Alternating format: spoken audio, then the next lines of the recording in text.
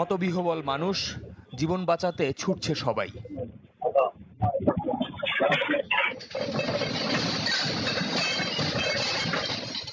কি হলো, এমন অবস্থায় কি বা করা যায় মানুষের পক্ষে, তা চিন্তা করারও সময় পায়নি কেউ।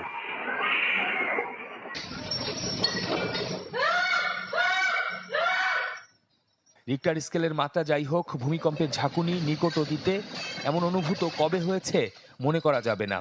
যার উৎপত্তিস্থল রাজধানী থেকে মাত্র 13 কিলোমিটার